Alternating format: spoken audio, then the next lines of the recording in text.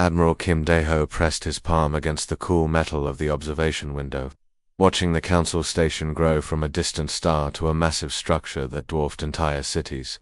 The thing was beautiful in a terrifying way. Thousands of crystalline towers twisted together like frozen lightning, each one pulsing with soft blue light that seemed to breathe. Hard to believe something that pretty could house so much politics, he muttered under his breath. Beside him, Ambassador Lee Min-soo shuffled through his datapad for the 100th time that morning. The man's hands shook slightly, not from fear, but from excitement. This was the moment humanity had been working toward for decades. The mineral rights to the Kepler system will secure our expansion for the next century, Min-soo said, his voice steady despite the butterflies that must have been dancing in his stomach. The council seems eager to welcome humanity into their fold. Dae-ho nodded, but his gut twisted with unease. 30 years in the military had taught him to read people, and something about the council's behavior felt wrong. Their messages had been too friendly, their invitations too generous. In his experience, when someone wanted to give you everything you asked for, they usually wanted something much bigger in return. The docking bay of the council station was a marvel of engineering. Gravity fields guided their ship into position, while energy barriers sealed the chamber. Through the airlock window, Dae-ho could see dozens of alien species waiting to greet them. Some walked on two legs like humans, others floated in the air, and a few looked like living rocks that somehow moved with grace. The airlock hissed open, and the human delegation stepped into a world unlike anything they had ever seen. The air tasted slightly metallic but breathable. Soft music filled the chamber, not human music, but something that still felt welcoming to human ears. A creature that looked like a walking tree made of silver metal approached them first. Its voice came from speakers built into its chest, translating its words into perfect Korean. "Welcome, children of Earth. I am branch singer Kithol of the Metallic Grove. We have waited long to meet your kind." Ambassador Park Ji-woo, the delegation's lead negotiator, stepped forward with the practiced smile of a career diplomat. She had spent years preparing for this moment, learning the customs and protocols of a dozen alien species. "Thank you for this honor," she replied in the formal tone they had rehearsed. Humanity is eager to learn from the wisdom of the council. More aliens approached. The Vorthok delegation looked like giant mantises, but their 6 arms moved in what Dae-ho recognized as ceremonial gestures of respect. A group of beings that seemed to be made of living gas shifted their forms into shapes that somehow conveyed joy and welcome, but it was Council Speaker Velteron who commanded the most attention. The being stood nearly 3 meters tall, with silver skin that seemed to shift and flow like liquid mercury, for eyes arranged in a diamond pattern on his face glowed with soft white light. When he spoke, his voice carried the weight of centuries. "Your species brings such vigor to our peaceful collective," Velteron said, the words flowing like music. "We have such grand plans for humanity's integration into our great family." The way he said integration made Dae-ho's skin crawl, though he couldn't say why. The first day of negotiations took place in a chamber that defied human understanding of architecture. The walls curved in impossible directions, and the ceiling seemed to stretch into infinity. Representatives from dozens of species sat around a table that changed shape to accommodate everyone comfortably. Park Ji-woo proved her worth immediately. She navigated the complex web of galactic politics with skill that impressed even the veteran council members. Trade routes were discussed, mineral rights negotiated, and cultural exchange programs outlined with careful precision. "Your people are remarkably adaptable," observed Councillor Zythik, a being that looked like a cross between an octopus and a computer. "Most species require centuries to understand galactic commerce. You grasp it in hours. Humans are quick learners," Ji-woo replied modestly. "We've had to be." By the end of the 3rd day, the negotiations were going better than anyone had dared hope.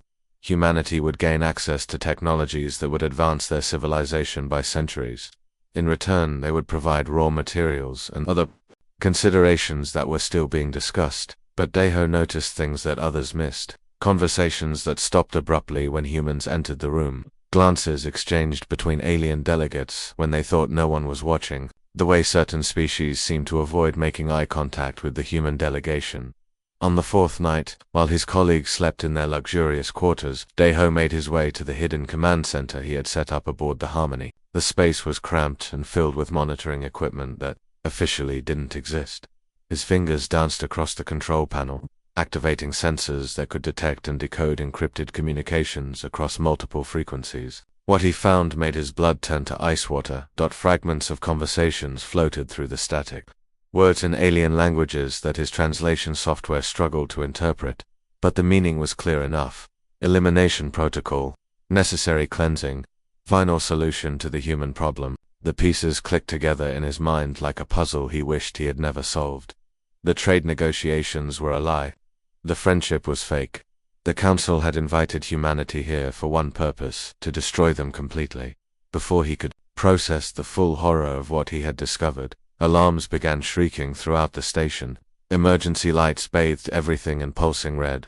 The station's communication system crackled to life with urgent announcements in a dozen languages. Attention, all Council members. We have received disturbing reports from the Proxima 7 mining station. Human colonial vessels have launched an unprovoked attack on civilian populations. Thousands of innocent workers are dead. We are broadcasting the evidence now.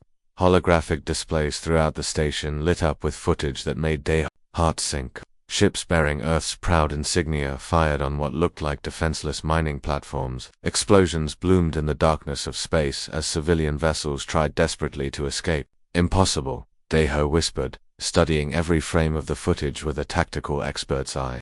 The ships looked right, the same hull design, the same weapon placements, even the same identification codes. But something was wrong. The energy signatures were slightly off. The movement patterns suggested different propulsion systems than Earth used. The door to his command center burst open. Ambassador Lee Minsu stumbled in, his face white with shock and disbelief. They're saying we're monsters, Minsu gasped. That humanity has shown its true savage nature. The evidence is everywhere. How could our people do this? Because they didn't, Dayho said grimly. This is all fake. Those aren't our ships. But the footage is sophisticated, but not perfect. Look at the thruster configuration on the lead ship. Earth's vessels use quantum drives that produce a blue-white exhaust. These show orange-red flames. Someone built fake ships to frame us. As if his words had summoned them, the sound of marching feet echoed through the corridors. Council security forces, hulking beings in powered armor surrounded their quarters. Energy weapons hummed with deadly power. Speaker Velteran's voice echoed through the station's communication system, no longer friendly but cold as deep space. The human delegation will be detained pending full investigation into their species' unprovoked aggression. The Council cannot and will not allow such savage beings to threaten the peace we have maintained for 1,000 years. All humans are hereby declared enemies of galactic civilization. Dayho's hands flew over his controls, activating the emergency beacon hidden in the Harmony's hull. The quantum transmitter would punch through space-time itself to carry his message back to Earth. Faster than any conventional communication, the message was brief but carried the weight of humanity's survival. Trust no one. We've been betrayed. The Council plans our destruction. Prepare for war. As Council security forces broke down the door to arrest them, Dayho allowed himself one grim smile. The aliens thought they were dealing with naive newcomers to galactic politics. They had no idea what humanity was truly capable of when backed into a corner. The trap had been sprung, but the prey had teeth. The Council moved like a predator that had cornered its prey. Within 6 hours of the fake attack footage hitting every news channel across the galaxy, warships began appearing at the edge of Earth's solar system, not just a few patrol vessels, but an armada that blotted out the stars.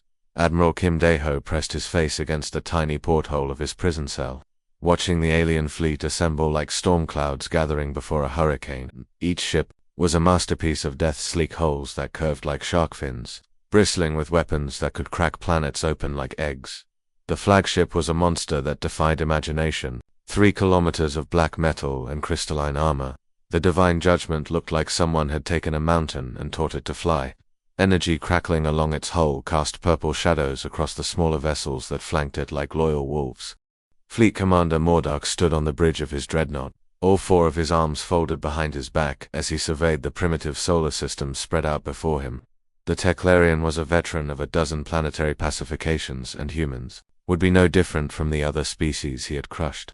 Pathetic, he rumbled, his voice like grinding stone. They build their cities on a single world, cluster their populations in convenient targets. This will not even be a challenge.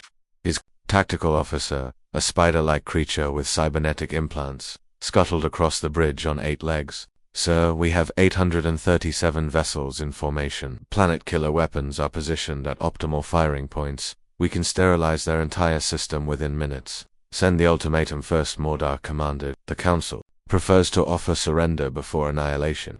It makes better propaganda. The message that reached Earth carried the weight of absolute authority. Transmitted on every frequency, broadcast to every satellite. The ultimatum appeared on screens across the planet simultaneously. President Yoon Hye-jun read the terms from her secure bunker deep beneath Seoul. Her cabinet gathered around the reinforced conference table like generals planning humanity's last stand. The bunker had been built to survive nuclear war, but nothing could protect them from the weapons now pointed at Earth.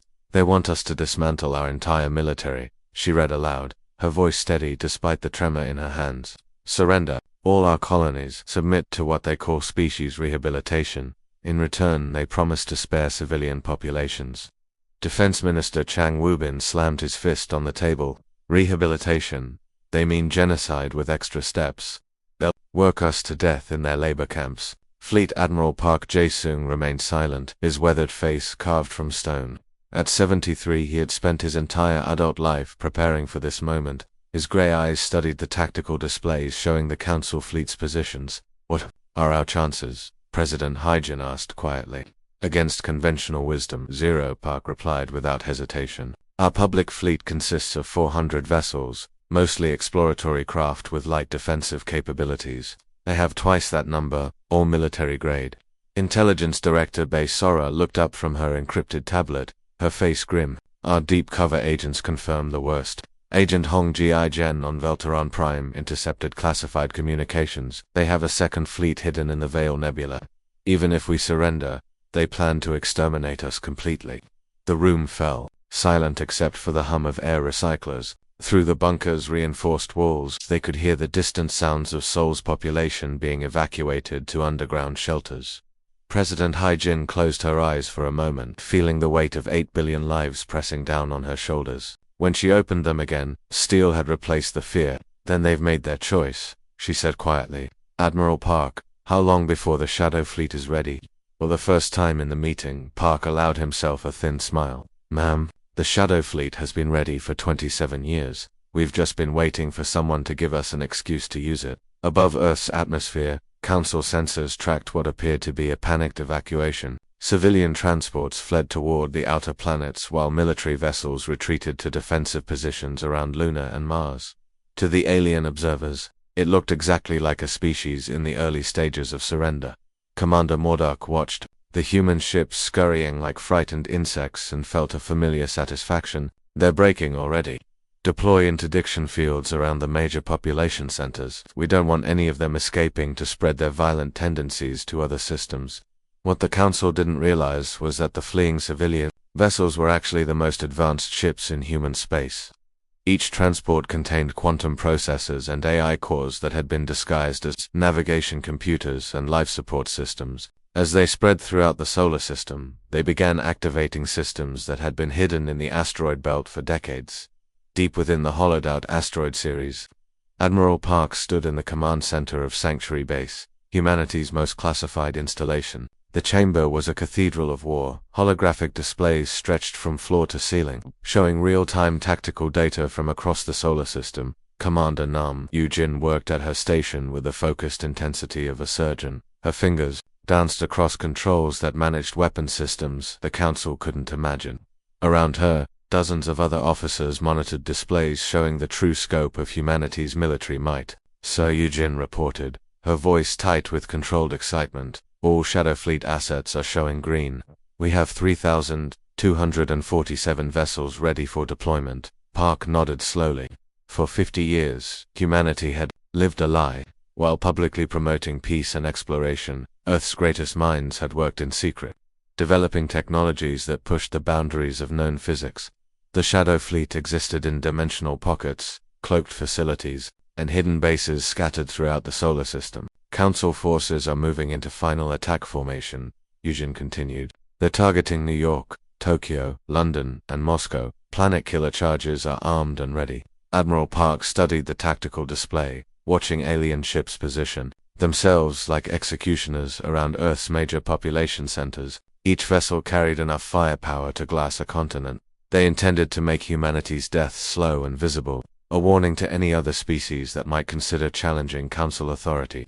"Activate Protocol Omega," Park commanded, his voice carrying across the command center like a funeral bell. "Release the Shadow Fleet." Across the solar system, hidden bases that had masqueraded as mining operations suddenly came online. Ships that existed in folded space phased into normal reality. Weapon platforms that had been disguised as communication satellites revealed their true nature. The asteroid belt itself began to move. What the Council had dismissed as space debris were actually camouflaged vessels, their hulls designed to mimic ordinary rocks. Thousands of them stirred to life, shedding their disguises like snakes shedding skin. On the bridge of the Divine Judgment, alarms began screaming. Mordok-est tactical officer scuttled frantically between displays, his 8 legs clicking against the deck plates. "Sir." Energy signatures appearing throughout the system, unknown vessels decloaking. Mordok's 4 eyes widened as his sensors revealed the impossible. Where, moments before, there had been empty space, now thousands of human ships materialized like ghosts becoming solid. Each one radiated energy patterns that defied everything the Council knew about physics. "Impossible," he breathed. Intelligence reported they had barely 400 ships. "Sir," his communications officer interrupted, "we're receiving a transmission from the human fleet. It's on all frequencies." Admiral Park's face appeared on screens throughout the Council fleet, his gray eyes cold as winter stars. When he spoke, his voice carried the promise of judgment. "You came to our home expecting to find sheep," he said quietly. "Instead, you've awakened wolves. You have one chance to withdraw your forces and never return. Refuse, and we will show you why humanity has survived every threat this galaxy has thrown at us." Mordok snarled and cut the transmission. "Arrogant primitives. They think superior numbers will save them.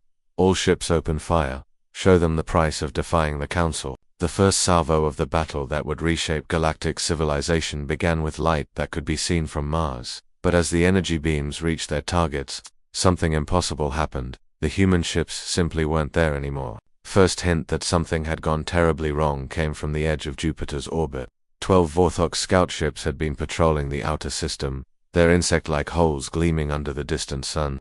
They were veterans of 100 battles, elite warriors who had never known defeat. Then they simply disappeared. "Communications, raise Scout Squadron Alpha," Commander Mordok ordered from his command throne, his 4 massive arms gripping the armrests. The bridge of the Divine Judgment bustled with activity as junior officers scrambled to understand what had happened. "No response, sir," came the reply from a nervous Teclarian at the communications station. "All 12 ships have gone completely dark.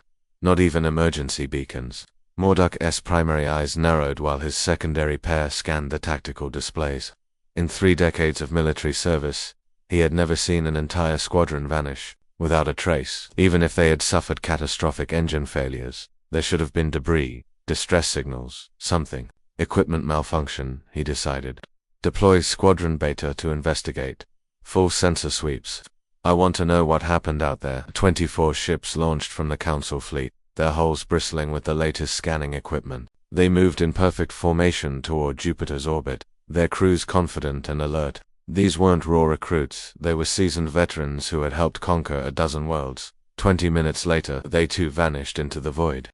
This time, however, they managed to send a final transmission. The voice of Squadron Leader Kethva crackled through the static, terror evident even through the electronic translation. "Something's wrong. Ships appearing from nowhere. They're not showing up on sensors until they're right on top of us. These aren't the primitives we were told about. These ships shouldn't exist." The transmission cut to static, leaving the bridge of the Divine Judgment in stunned silence. 3 billion kilometers away, Admiral Park Jae-sung stood in the command center of the Indomitable Will, humanity's greatest achievement in military engineering. The ship stretched 4 kilometers from its predatory bow to its engine arrays, its hull composed of metamaterials that existed in 17 different dimensions simultaneously. Phantom Squadron reports successful elimination of forward elements, Captain Omanesio announced from her position at the tactical station. Her voice carried the same calm professionalism she might use to order coffee. Enemy scouts neutralized and never knew what hit them. Park nodded slowly, his weathered hands clasped behind his back. Through the bridge's main viewport, he could see the Council fleet spread out like a cancer across Earth's solar system. 800 ships, each one carrying enough firepower to level a continent. They had come expecting to crush humanity like insects. They were about to learn that insects could evolve into something much more dangerous. Signal all Shadow Fleet units, Park commanded. Phase into normal space. Let them see what they're truly facing. Across the solar system, reality began to tear. Ships that had existed in folded dimensions materialized like ghosts, becoming solid. Vessels that had masqueraded as asteroids shed their disguises and revealed weapons that defied every law of physics. The Council thought they understood. The asteroid belt itself came alive. Thousands of objects that had been dismissed as space debris suddenly ignited their engines and began moving with purpose. Each one was a masterpiece of deception, a fully functional warship that had spent decades playing dead.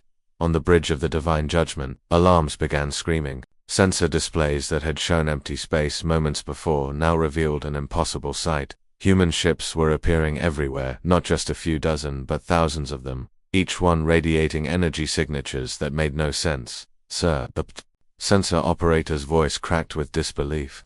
I'm reading over 2,000 vessels. Energy patterns are completely unknown. They're using technology that shouldn't be possible. Commander Mordok felt his confidence crumble like sand. Intelligence had assured him that humanity possessed barely 400 ships, mostly converted cargo vessels with minimal weapons. What he was seeing defied everything the Council knew about human capabilities. The human ships moved like a living organism, their formations flowing and adapting in ways that suggested a level of coordination no flesh and blood crew could achieve. Some vessels seemed to bend light around themselves, creating distortions that made targeting impossible. Others appeared to exist in multiple locations simultaneously, their quantum signatures scattered across spacetime. Commander Lee Hyanwu piloted the stealth destroyer. Silent thunder through the chaos of materializing ships with the skill of a surgeon wielding a scalpel. His vessel used quantum tunneling technology that allowed it to exist outside normal space until the moment of attack. To enemy sensors, it was less substantial than a ghost. Targeting the flagship's weapon arrays, he announced to his 30 crew, "We want them alive to witness what comes next. Disable, don't destroy."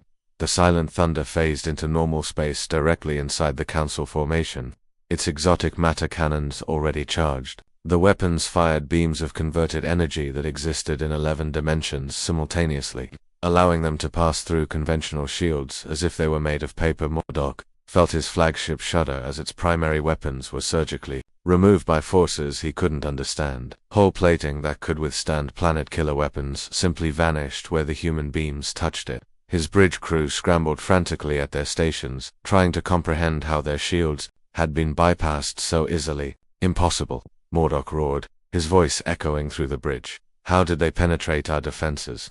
Our shields are rated against stellar-level weapons." His answer came in the form of Admiral Park's voice, transmitted simultaneously to every Council ship in the system. The human's face appeared on screens throughout the alien fleet, his gray eyes cold as winter stars. "You came to our home expecting to find sheep," Park said quietly.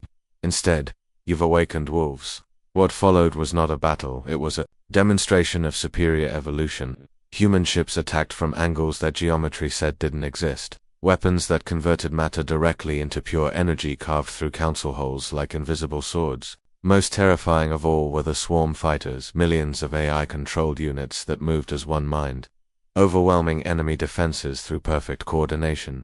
Captain Seo Hai-young commanded the dreadnought Righteous Fury from her position in the ship's quantum command center. Her vessel carried weapons that humanity had developed in the deepest secrecy, technologies that bent the laws of reality itself to achieve their goals. Her target was the Council's ultimate weapon, a moon-sized construct that could crack planets open like eggs. The thing had been designed to obliterate entire civilizations, and its shields could withstand the combined firepower of 1,000 ships. Deploying singularity torpedoes, Hai-young announced with clinical precision. Target elimination in 40 seconds. The torpedoes weren't just weapons, they were artificial black holes held in quantum containment fields. Upon impact, they would create localized gravitational anomalies that would tear the target apart from the inside out, turning matter into the fundamental forces that held the universe together. The planet-killer shields flared to life, energy barriers that could deflect anything the galaxy had ever produced. They lasted exactly 3 seconds against humanity's reality-warping arsenal before collapsing like tissue paper in a hurricane. as council ships died by the dozens, then hundreds. Panic spread through their ranks like a plague. These weren't the primitive humans they had been told about. These were apex predators who had spent decades hiding their true nature, allowing the galaxy to underestimate them while they prepared for this moment. Commander Mordok watched his fleet disintegrate. Around him, his tactical displays showing loss after catastrophic loss. Ships that had terrorized entire star systems were being destroyed by weapons that shouldn't exist, commanded by a species that was supposed to be helpless. All units, retreat, he broadcast desperately. Fall back to hyperspace. We need reinforcements. But, as his remaining ships tried to flee, they found their escape routes blocked by human vessels that seemed to anticipate their every move. The few survivors who managed to jump to hyperspace carried with them tales of horror that would haunt Council space for generations. Stories of human ships that could not be killed, weapons that violated the laws of physics, and a cold, calculating fury that promised death to anyone who threatened Earth. The Battle of Seoul lasted 6 hours. When the guns finally fell silent, the Council's mighty fleet existed only as expanding clouds of debris and the desperate radio calls of a handful of survivors begging for mercy from an enemy they no longer understood. Admiral Park opened a final channel to the fleeing Council vessels, his voice carrying the weight of absolute judgment. "Run," he said simply. "Tell your masters what you've witnessed here. Tell them that humanity remembers every betrayal, and we always collect our debts with interest." The news hit Council space like a shockwave that shattered everything the galaxy thought it knew about warfare. Within hours of the Sol System battle, emergency transmissions flooded communication networks across dozens of star systems. The impossible had happened. The mighty Council fleet had been completely destroyed by a species they had dismissed as primitive newcomers. On Velteron Prime, the Grand Assembly Hall that had once been a symbol of galactic unity now resembled a zoo at feeding time. Representatives from 50 different species screamed at each other in languages that translation software struggled to process. The elegant crystal architecture that had taken centuries to perfect now echoed with the sounds of panic and accusation. Speaker Velteron stood at the center of the chaos, his 4 luminous eyes dimmed to barely visible specks. Around him, alien dignitaries who had once competed to curry his favor now pointed accusatory appendages in his direction. "You promised us easy conquest," shrieked Council Member Zixarin, her crystalline body flashing angry shades of red and orange. "Your intelligence report said the humans had maybe 100 ships converted cargo haulers with primitive weapons." The spider-like arachnoid representative chittered with rage, its 8 legs clicking against the marble floor. 800 of our finest warships, gone, wiped out like they were training dummies. "Our assessments were ... double quotes," Velteron began, then stopped. How could he explain that everything they thought they knew about humanity had been carefully crafted lies? For decades, Agent Hong Ji-jun had been feeding the Council exactly what they wanted to hear: reports of human weakness, technological inferiority, and military incompetence. Meanwhile, the real human fleet had been growing in secret, developing weapons that made Council technology look like stone knives. 3,000 light-years away, President Yoon Hae-jin stood before Earth's Global Assembly in the Great Chamber. Beneath Geneva, the room was packed with representatives from every human nation, their faces reflecting a mixture of pride and determination that hadn't been seen since humanity's first steps into space. "They came to our home believing we were sheep ready for slaughter," Hae-jin declared, her voice carrying to every corner of the chamber. "They thought we would kneel and beg for mercy like the other species they had crushed. Today, we showed them the price of their arrogance." The roar of approval that followed could be heard through the reinforced walls. For too long, humanity had played the role of grateful newcomers, accepting scraps from the galactic table while secretly preparing for this moment. Fleet Admiral Park Jae-soon had transformed Earth's hidden military might into 7 assault fleets, each one a masterpiece of strategic planning. From his command center aboard the mobile fortress Final Judgment, he watched holographic displays showing human forces spreading across the galaxy like an unstoppable infection. Admiral Kim Ho commanded the first fleet from the bridge of the battleship Eternal Vengeance. A vessel that looked like death itself had been given form and purpose. His target was Tekla Prime, the industrial heart of the Teklarin Empire and the Council's primary shipbuilding center. The planet hung before them like a jewel of war. Orbital rings bristling with defensive platforms, ship construction yards that could build dreadnoughts in weeks rather than years, and a population of 12 billion Teklarians who had never known defeat. Planetary defenses coming online. reported Commander Jung So-min from her tactical station. 300 orbital platforms armed with heavy particle cannons. Home fleet consists of 600 vessels, including 2 super dreadnoughts. Minho studied the tactical display with the cold calculation of a chess master. The tech had built their defenses, assuming they would face conventional warfare, ships shooting at ships, energy weapons against energy shields. They had no idea what humanity had learned to do with the basic building blocks of matter itself. Deploy the swarm, he ordered quietly. Show them what happens when you threaten Earth's children. The swarm carriers opened their holds like mechanical flowers blooming in space. What emerged looked like a glittering cloud of metal dust, so small that individual components were invisible to the naked eye. But each particle was a miracle of engineering, a self-replicating nanomachine capable of consuming any material and rebuilding it according to human specifications. The cloud spread through the Teclarian formation like a living thing. Billions of microscopic machines working with perfect coordination. At first, the enemy ships noticed nothing. Their sensors couldn't detect threats so small. Their shields were designed to stop energy beams and projectiles, not molecular-scale invaders. Then their own weapons began turning on them. Commander Vor watched in growing horror as his ship's tactical display showed friendly vessels targeting each other. The nanomachines had infiltrated their command systems, rewriting code faster than any organic mind could comprehend. Within minutes, the proud Teclarian home fleet was firing on itself while human ships watched from a safe distance. "What's happening?" Vorthak demanded of his crew. "Why are our ships attacking each other?" His answer came as his own weapon systems swiveled toward a neighboring cruiser without any input from his bridge crew. The nanomachines had turned the entire fleet into humanity's puppet army. Meanwhile, Admiral Choi Yoonji's second fleet had discovered something even more valuable than military targets. Her intelligence officers, led by the brilliant Captain Lim Jae-won, had cracked the Council's most secure communication networks like they were children's toys. Mam Jae-won reported from his position at the cyber warfare station. "We've mapped their entire infrastructure, every hidden base, every secret research facility, every contingency plan they've developed over the last 1,000 years. Yoonji smiled with the satisfaction of a predator that had just cornered its prey. "What's their crown jewel?" "The Genesis Forge on Nexus Station. It's a construction facility that can build entire fleets in days rather than months. They've been using it to maintain their technological edge over younger species. Then we'll make it ours," Yoonji decided. "Signal the assault teams. I want that facility captured intact." The battle for Nexus Station became the stuff of legend. Human Marines in powered armor that made them faster and stronger than any alien warrior stormed through corridors that had never known the touch of war. The station's defenders fought bravely, but they were facing soldiers who had trained for decades in environments that would kill most species. But humanity's greatest weapon wasn't their technology or their tactics, it was their understanding of fear itself. Captain Park Sari commanded the stealth ship Whispered Death, a vessel that specialized in psychological warfare that could break enemy morale without firing a shot.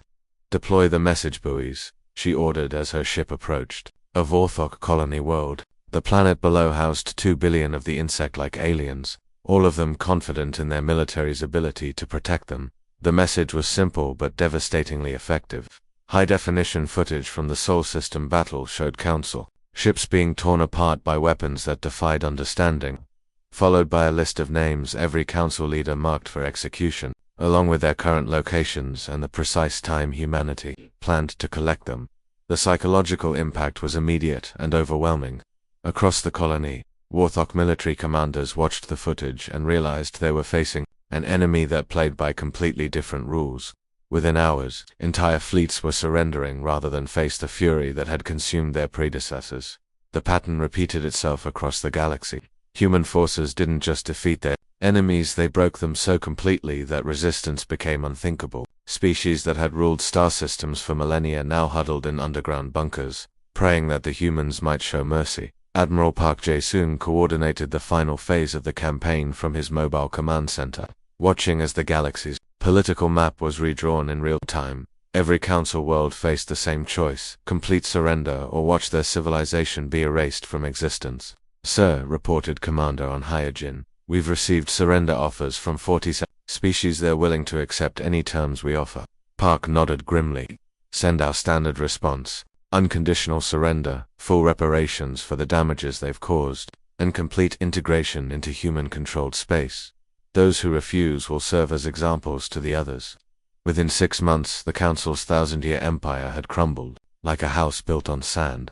The galaxy had learned a terrible lesson that mercy was a luxury reserved for those who had earned it, and the Council had forfeited any claim to human compassion the moment they had planned Earth's destruction. Age of alien dominance was over. The age of humanity had begun. 2 years had passed since the day humanity revealed its true face to the galaxy, and the universe would never be the same. Where once the Council's crystalline spires had reached toward the stars in proud defiance, now Earth's black and silver banners flew from every major station. The galaxy had learned what happened when you cornered a species that had clawed its way to the top of evolution's ladder. Grand Admiral Kim Dae-ho stood in what had once been the Council's most sacred chamber, the Hall of Justice, on Velt Prime. The irony wasn't lost on him that this was where the aliens had planned humanity's genocide, and now it served as the courtroom where their leaders faced judgment for their crimes. The former Speaker Velteran knelt in quantum restraints before the tribunal, his once proud silver skin now dull and cracked with stress. His 4 eyes, which had once blazed with the confidence of galactic authority, were dim as dying stars.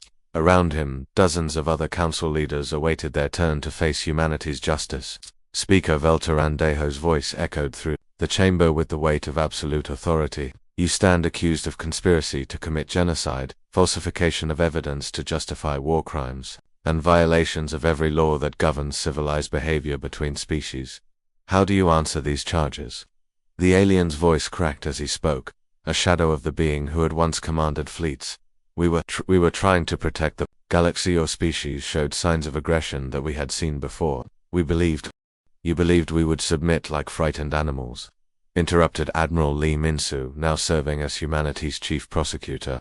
The man who had once been a diplomat now wielded the law like a weapon. You fabricated evidence, staged false attacks, and planned the systematic extermination of every human in the galaxy because you were afraid of what we might become. Your fear was justified, Dae-ho added coldly, but your methods sealed your fate.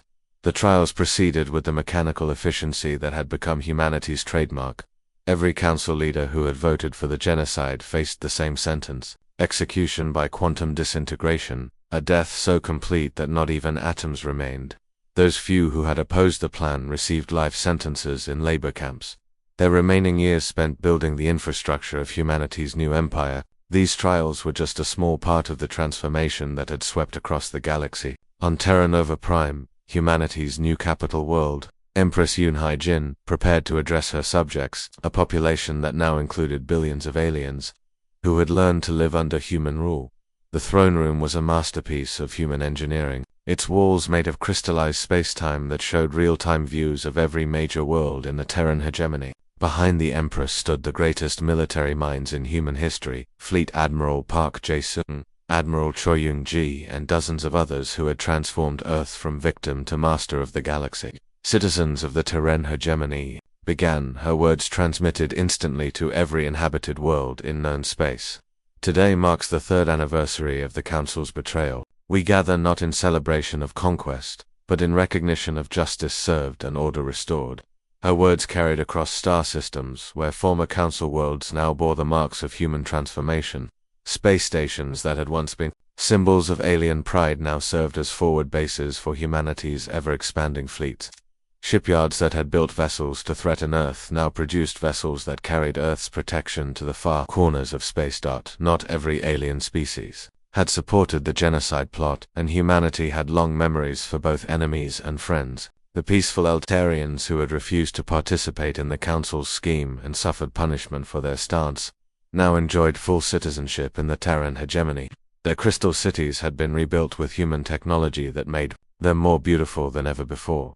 The warrior race Cronin had actually tried to warn humanity of the trap, though their message had arrived too late to prevent the conflict. Now they served as humanity's most trusted allies, their natural combat skills enhanced with human technology to create an elite fighting force that kept the peace across dozens of star systems. Admiral Omenesio commanded the Centauri sector from her flagship, the diplomatic vessel New Harmony.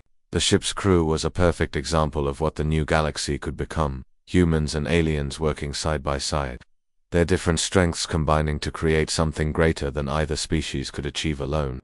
The secret, Menesia explained to a group of new officers during their orientation, is understanding that humans reward loyalty as fiercely as we punish betrayal. The species that stood with us have prospered beyond their wildest dreams. Those that opposed us serve as reminders of what happens when you threaten Earth's children. The reminders were impossible to ignore. The Teclarian homeworld, once a paradise of floating gardens and crystal towers, now served as a massive industrial complex. Former council elites who had once lived lives of luxury now labored in the factories and shipyards, their remaining years dedicated to building the tools of human expansion. The crystalline cities of the Kithra had been converted into quantum processing centers, their unique crystalline structure perfect for housing the computer systems that managed humanity's growing empire. What had once been centers of art and culture now hummed with the electronic thoughts of artificial intelligences that helped govern thousands of worlds. Admiral Sco Hyung ruled the Outer Rim territories with the kind of efficiency that made rebellion unthinkable. Her sector included dozens of former council worlds, each one transformed according to humanity's vision of galactic order. She had learned that the key to maintaining control wasn't constant force, but the absolute certainty that force would come if needed. The choice is simple, she told newly integrated populations with the patience of a teacher explaining basic mathematics. Serve faithfully, contribute to the greater good, and prosper under human protection. Choose resistance, and face the consequences that the galaxy has already witnessed. Those consequences were visible for anyone with a telescope. Commander Mordok's homeworld now existed only as an expanding cloud of radioactive debris, a monument to what happened when a species chose defiance over surrender. The weapons that had destroyed it were so advanced that the planet hadn't just been destroyed, it had been edited out of existence. Its atoms scattered across dimensions that most scientists couldn't even name. Yet for all its iron-fisted control, humanity also showed a capacity for mercy that surprised even their allies. Refugee camps on former council worlds had been transformed into thriving cities where displaced aliens found new purpose. Children from dozens of species attended schools alongside human students, learning the history and values that would shape the galaxy's future. On the military training world of New Sparta, Admiral Park Jae-sung watched the latest class of mixed species officers graduate from the academy. At 75, he remained as sharp as the day he had first conceived the Shadow Fleet, his eyes still carrying the cold fire that had broken the Council's power. "We didn't conquer the galaxy because we wanted to rule," he told the assembled graduates, humans and aliens standing side by side in perfect formation. "We conquered it because the alternative was extinction. The Council taught us that in this universe, only the strong survive long enough to protect what they love. We chose to become strong enough to protect everything." As the ceremony concluded, news arrived that sent ripples of excitement through the assembled crowd. Humanity's latest achievement had just been confirmed, the successful establishment of permanent colonies in the Andromeda Galaxy. Human ships, now incorporating technologies that made the old Council fleet look like stone tools, had punched through the void between galaxies and planted Earth's flag on worlds that had never known intelligent life. The message was clear to anyone who might still harbor thoughts of resistance. Humanity was no longer confined to a single galaxy. They had become something unprecedented in galactic history, a species capable of spreading their influence across the entire observable universe. Standing on the observation deck of her personal flagship, Empress Hyjin looked out at the stars, and allowed herself a moment of quiet satisfaction. The Council had tried to destroy humanity because they feared what humans might become. In their betrayal, they had guaranteed that their worst nightmare would come to pass. The galaxy now flew Earth's banner on every inhabited world. Human law governed the daily lives of trillions of beings, and in the depths of space, humanity's fleets continued to grow and spread, carrying Earth's protection and Earth's justice to any corner of the universe that might need it. The age of the Council was over. The age of humanity had begun, and it would last forever.